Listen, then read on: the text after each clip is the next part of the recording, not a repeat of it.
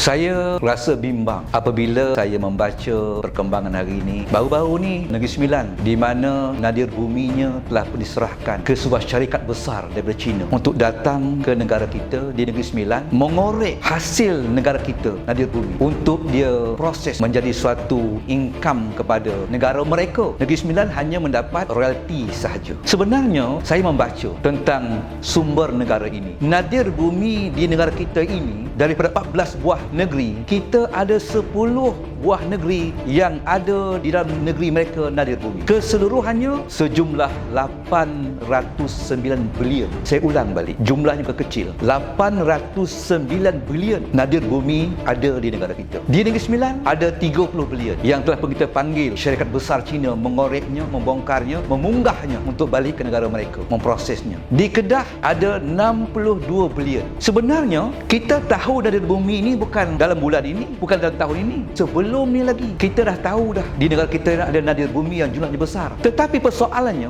mengapa kerajaan yang sedia ada sama persekutuan ataupun negeri tidak mahu untuk melihat lebih jauh bagaimana kita hendak membina satu kekuatan kepakaran tempatan, melahirkan kepakaran tempatan untuk memproses nadir bumi kita ini sumber nasional negara sehingga ianya menjadi income negara, pendapatan negara dan sekaligus menjadi kuasa negara. Negara kita ada individu-individu yang mahir dan pakar dalam bab nadir bumi. Bukan tidak ada. Ada. Apa salahnya kalau negara kita ini tubuhkan satu jawatan kuasa untuk kita mencari individu-individu yang pakar dalam bidang nadir bumi ini, anak tempatan, ditubuhkan satu agensi, syarikat dan sebagainya. Akhirnya kita lahirkan kepakaran-kepakaran sendiri, kita mampu untuk memproses nadir bumi kita menjadi bahan besi dan sebagainya untuk income negara kita dan menjadi kuasa negara. Tapi tidak, kita lebih mudah mengimport orang luar, bagi orang luar, pakar luar datang kaut sumber negara kita, bawa balik ke negara mereka dan kita hanya dapat sekadar royalti saja. Apa beza kita dengan Saudi hari ini? Saudi ada minyak, tetapi Saudi tidak mampu untuk menjadikan minyak itu kuasa negara. Apabila Presiden OIC untuk meminta Saudi menjadikan minyak itu tahan minyaknya daripada dibekalkan kepada Amerika yang membantu Israel membunuh wanita, membunuh